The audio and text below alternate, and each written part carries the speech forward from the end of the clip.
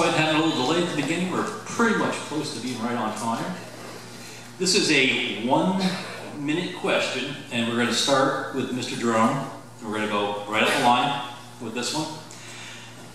And the question is, please share your views on the CRA. Specifically, are you in favor of keeping the CRA an independent board as it is currently structured, or are you in favor of having the City Commission take over the CRA? In either case, are you in favor of redistricting the CRA to add or subtract certain areas? Yes, I think that the CRA should stay an independent board. It gets better oversight with the City Commission and the CRA separately.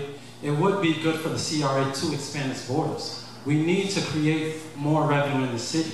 If we're not going to increase tax rates, and we're not going to do that, what we have to do is increase our tax base. And we've said this over and over again. The only way to increase our tax base is to have more taxpayers. That means more businesses, and to have higher property taxes. That means that we have to fix the infrastructure, because no one's going to want to come open up a business in a city where the roads are broken down, their customers can't find parking, and there's all types of issues. So yes, I do think that we do need to expand the CRA boundaries. And no, the City Commission should not take over the CRA. It should remain separate from the CRA board. Thank you.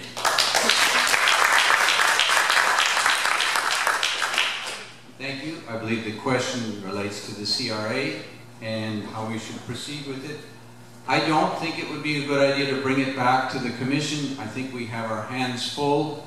I think one of the reasons that's suggested of bringing the CRA back to the Commission is it would bring more money for the Commission's use for the General Revenue Fund. I don't think that's true. I think the CRA is running about even between their debt and their income. I'm not in favor of expanding the footprint of the CRA for that same reason. There's quite a bit of concern in the community that it's, there's not a high level of confidence on some aspects, although I think it's done a lot of good with the NSP program. It does not have the same accountability as the Commission does, because the members are not elected. So, no to expanding, no to bringing back to the Commission, and increase accountability. Thank you.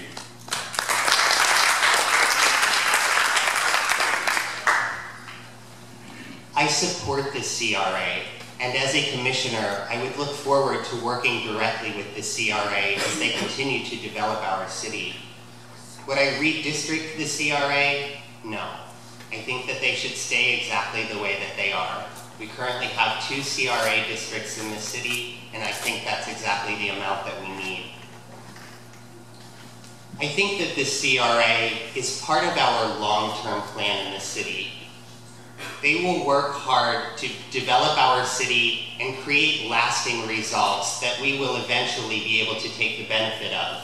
But we also need a short-term plan. And that short-term plan involves reinvesting in our neighborhoods, not within the CRA district, because that is the only opportunity that we have to put money back into our general fund. So, in short, long-term plan, support the CRA. Short-term plan, look for alternative solutions to bring money back into our general fund. Thank you. Thank you.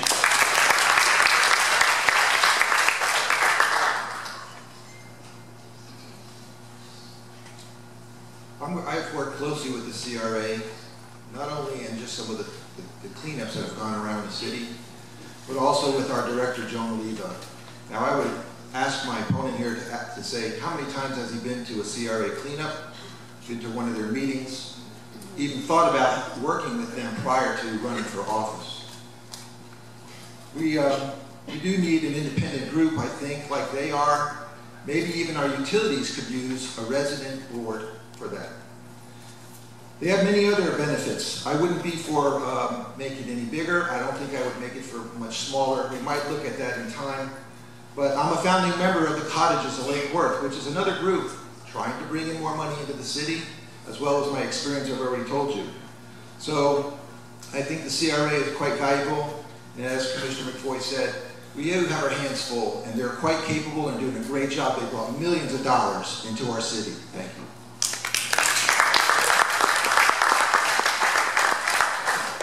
Thank you, Commissioner. Don't sit down yet. We're going to come right back the other. We have a yes or no question. It means a yes or no question. If there were no legal stumbling blocks in the way, would you be in favor of selling Lake Worth Electric Utility?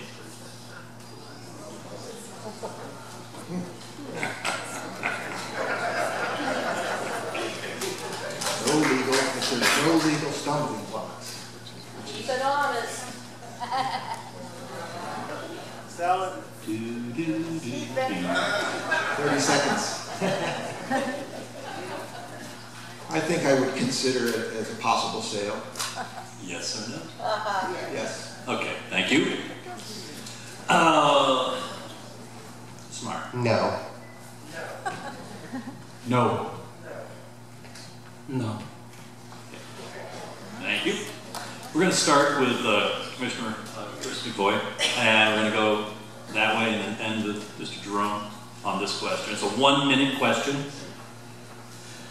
The city has been told that an equal for all non-ad valorem assessment on our tax bill to fund infrastructure improvements is practically impossible.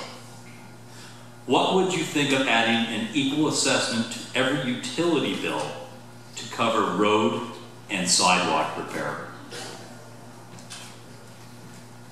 I would have to hear from legal counsel whether that could be done.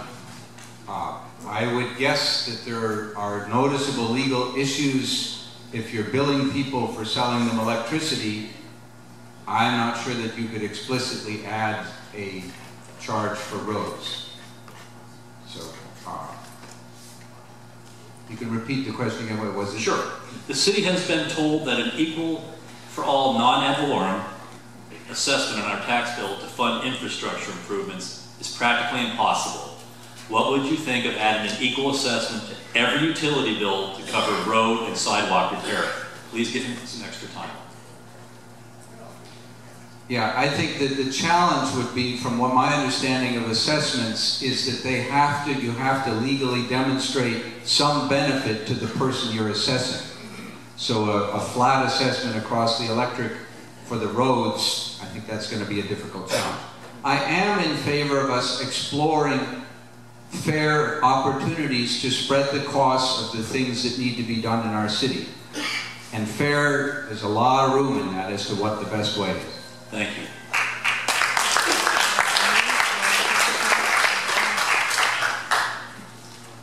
I would support exploring the idea of doing special assessments to pay for our infrastructure, but I think adding the special assessment to a utility bill, which is an essential service, is a stumbling block to a resident receiving an essential service. And I'm not sure that as a city we could create that kind of block between an individual receiving an essential service like that. So I would like to explore the idea of doing the special assessments, but not on the utility bill. Thank you.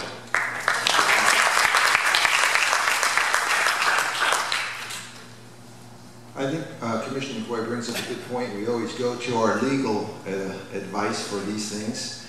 And to be fair, we do need to try to look for as much of a fair way of trying to afford the required infrastructure in the city. In terms of if everybody needed certain thing in front of their house, then there might be, if it was related to the water, it might be a consumptive sort of a formula based on how much we take and how much you use. But that's going to be where we had a problem originally, even with other ideas with the bond in the first place.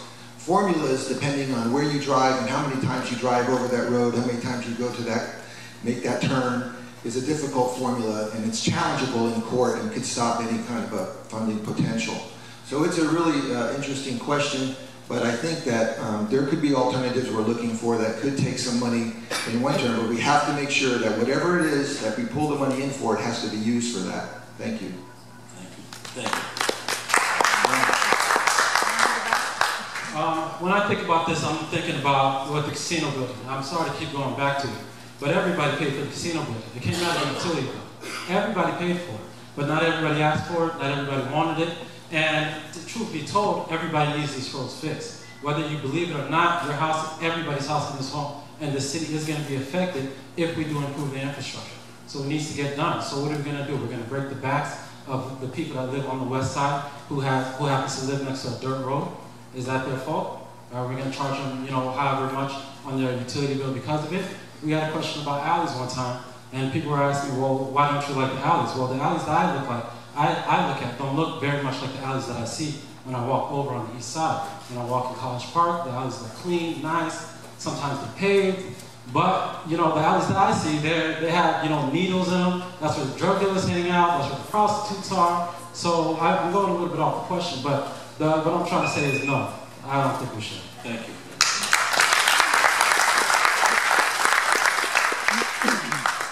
All right.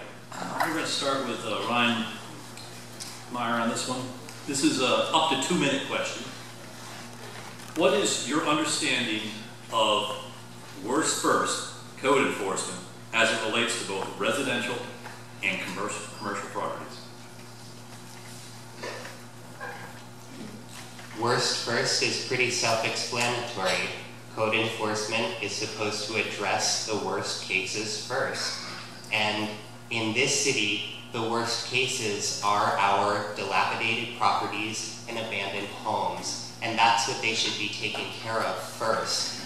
Unfortunately, what seems to be the trend in the city is that code enforcement is often spending its time marking piles of lawn debris in front of your house, spraying it with an orange line, or fining you because your hedges are hanging over the sidewalk. My impression of this is that there is no money in returning abandoned properties back to the owner or in reassuming them, but there is money in a person who takes care of their property. So unfortunately, I think what's happening is that the city is going toward the money and not going toward the worst first. Something else that comes to my mind is this issue that happened at a church service a couple of Sundays ago, how code enforcement found it possible to prioritize going gangbusters in disguise to a peaceful church service on a Sunday. How they could prioritize that when we have so many abandoned properties in the city is just beyond me. Thank you.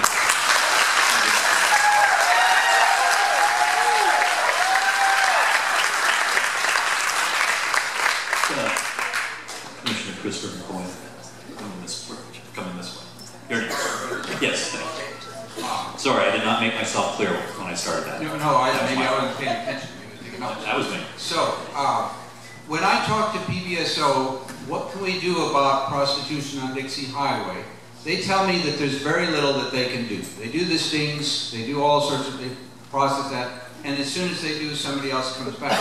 But the one thing that both management and line duty officers have told me is if you want to do something about it as a city, deal with the vacant and dilapidated buildings. That's where your haven is for a lot of stuff.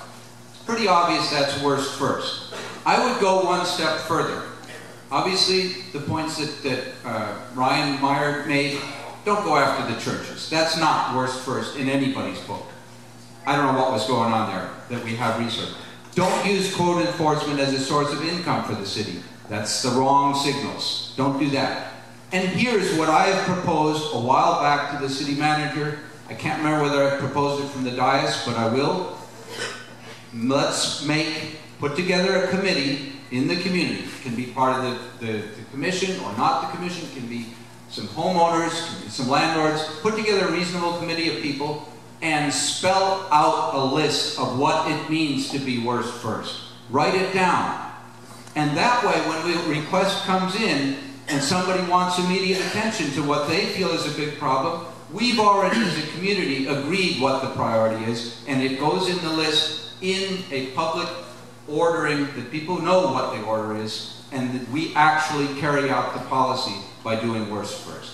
That's what I would do.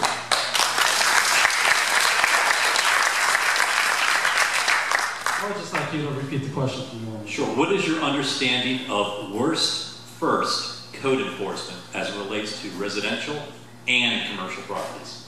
Okay. Yeah, I see that my opponent's been listening to some of my speeches here. You know, I grew up, and I'm telling you, I grew up on the west side. And I remember when it was really bad.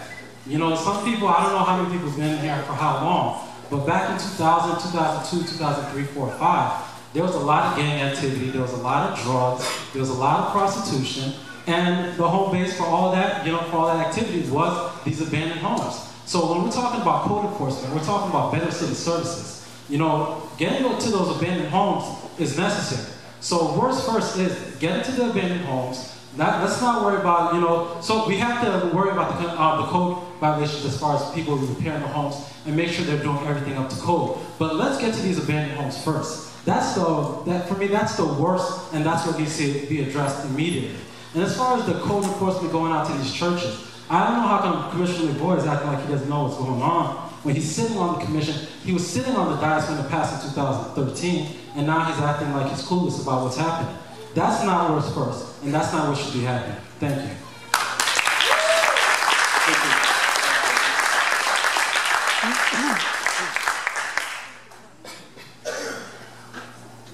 I know that's a favorite term to hear, worst first. What worst first means is public safety first. Public safety first is, yes, those kind of homes that people will go in, we're trying to get boarded up. We didn't even have enough money when I got onto the commission for that. I don't even know what was in the budget prior to that, but we do have money in there now. Commissioner McBoy also knows because he voted for it. We put in money in there to handle abandoned houses. We've also actually showed up a number of times where we watch some of these houses now that get demolished finally. It's very difficult. They've been abandoned. Sometimes the banks don't even have them yet. It's very cumbersome, but we created 40 new ordinances for code compliance with a lot more teeth. And what that means is we can go after people who've had liens on their properties for years and years. And a lot of those properties are worst first. So it's challenging to go in there. We just can't make up things. As far as the church is concerned, they've been asked a number of times to please get their licenses in order. What that means is all of the churches, not just them. I think that one has risen to the top somehow, but in reality, what we have there is somebody that doesn't want to comply with what they've been asked for over 6 months. Now, I think there's been discussion going on there, and all they have to do is come in with a conditional use process. It's not like we're going after them. It came in, we're trying to get our business tax receipts. They don't have to pay those taxes, but they're used for safety. Safety is key. Worst first is all about safety. I've got receipts, you know, we get phone calls from all over the place. And I hear, oh, but either a hedge is in the way, I can't walk, or there's a problem. What am I going to say? I'm sorry, there's not an abandoned house next to you. We do need to try to balance how we pay attention to all of these things. If you were involved in these things, you would know, because there's a great deal of balance for all of this. But worst first is definitely a priority. We have a list of these things for us to do, and we are working very hard with our code department. Thank you. Thank you. Let's start with Sir Jerome. We have a 1-minute question. How committed are you to include the Park of Commerce in any new plan to fund infrastructure improvements? And if so, why? I'm very committed. I'm unmovable with this because the Park of Commerce has to be developed. We have this Park of Commerce sitting here. We could be bringing in businesses. We could be increasing our tax base. We could be bringing more tax revenue. And we could have somewhere that's going to be bringing more jobs for the city. You know, if we had a Park of Commerce right there, how convenient would that be for us here? We have an unemployment rate in Lake Worth that's over 10%. What are we doing about it? Do we even care about it? If we did, then we would be wanting to bring in more businesses that's going to be hiring people. And so doing that, there's not too many other areas in the city that we can do that. There's not too many other areas that we are going to develop. So if we have that land over there that's underused, that's, you know, that needs to be developed, and something needs to be done about it, let's do something about it. If we have to put in the infrastructure to have somebody come in there and build something, then let's put in infrastructure, have them come in and build something, because whatever we get in tax revenue is going to be times more than what we put in to get them there. Thank you. Thank you.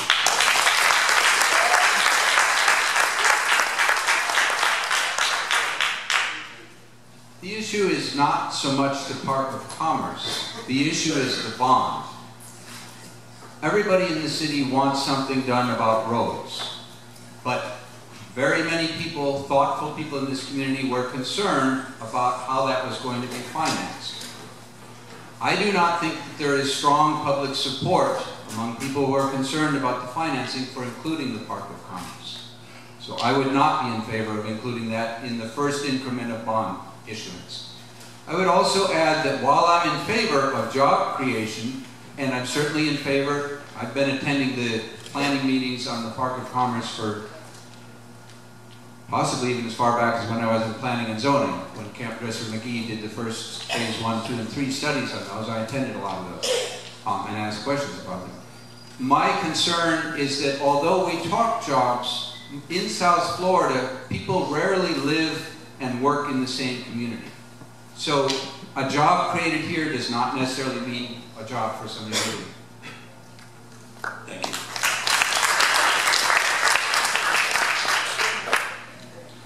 We previously mentioned the CRA. The Park of Commerce is outside of the CRA district, and it is in fact our only industrial property that is outside of the CRA district. That means that there is great potential in the Park of Commerce to bring money into our general fund. The city recently spent $3.3 million into the water, the electric, and another $1 million was from a grant for a greater plan that they have for the Park of Commerce. Ultimately, the plan is going to take $15 million. We haven't decided yet where that money is going to come from, but it is something that we will definitely have to deal with in the future because we are already invested in it.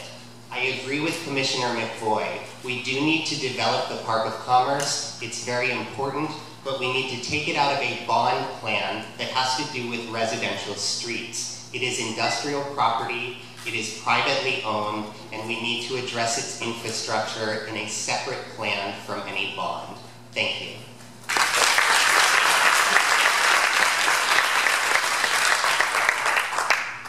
This last year, we approved a study and engineering for Boutwell Road. That is your main entrance. It's a sad entrance into that area. It's been neglected. That is an area that can reduce your taxes as residents. Why should we have the tax base on the backs of all of our residents? This is a tremendous opportunity. That study has allowed us to go for money that will be at the state and federal level as well. On top of that, we have 2 new businesses coming into town. Hard Drives, a very well-known large business coming into the Park of Commerce, first time in 10 years, in Melrose Supply, a large irrigation firm. Why? Because they see that we've invested in the design and engineering. They believe that things are going to get more. We have to bring this. It's not about their lots. This is bringing people with the right kind of infrastructure so they can get the right electric, water, and source, so they can do these projects. It's been neglected. It's a shame that that has been left this way for so long. I was disgusted to hear how long it's been and left in that route, and I think that's our key to broaden our tax base. Thank you. I was reminded that we have rebuttals if people want to have a rebuttal. Is that, Mr. Jerome, were you indicating that you wanted to do a 30-second rebuttal? Yes, sir. Raise the baton so they can all see it. We have the props, let's use them. Thank you. Anyone else require a rebuttal on this issue? Okay, well, one 30-second rebuttal. All right. You know, as far as what Commissioner McVoy was saying, Commissioner McVoy, you changed on a lot of things, but you've never really been for the Park of Commerce, have you? Speak to the audience. Since I knew him, he's never been for the Park of Commerce. So let's not act like this is about the bond. This is not about the bond. Let's not bring a red hand into this, an issue that's not an issue. You know, let's talk about what's the real issue. The real issue is that we need job creation. We need to increase our tax base. And what are we doing about it? Even before the bond, we weren't doing about it. And now that we are, you're still against it. Thank you, Mr.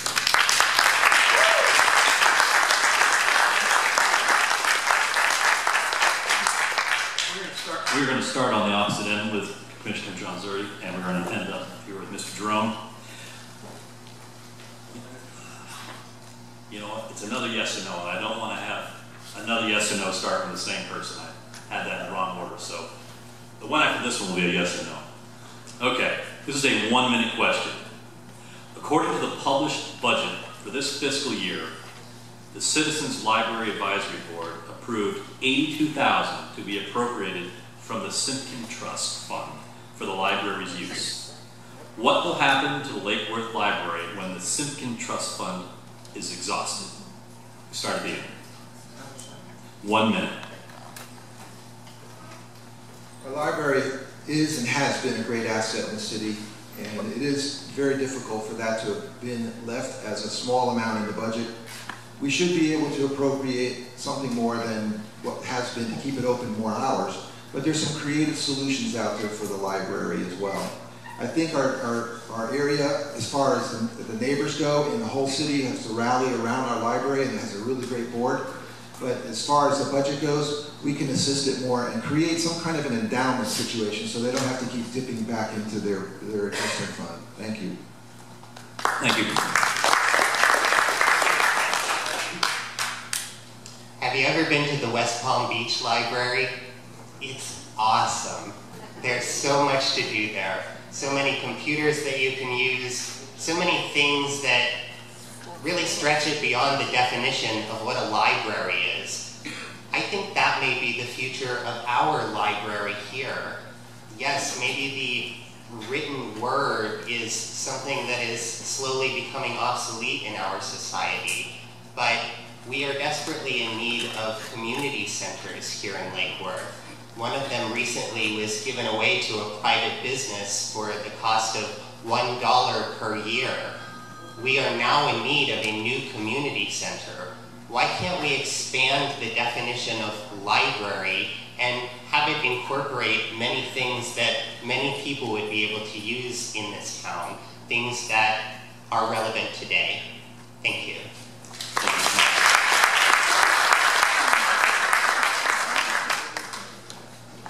I too think that I'm aware of the West Palm Beach Library. I'm also aware of a library that I believe is part of the county in Montana. A number of libraries around the community have much stronger programs than ours. Ours, I think, is a bit of, it's less than it could be for our community. We have a very interesting, we have a thoughtful, diverse community. We should be doing much better. I don't know what the answers are. Obviously, continuing to spend out of the trust fund is not a good idea. I was not happy with that. I don't think any of us were. I do think there might be potential in expanding the idea of a library. I personally have a lot of interest in combining it as whether a community center, but an educational place that's broader than just reading or online, but actual hands-on work, whether it's future training that turns into jobs along the way with skills. I'm particularly interested in electronics. I know Winter Haven in Florida has a very active program with kids. I know there are robotics programs that are around. I think that might be a grant avenue that could bring in some money if we diversify.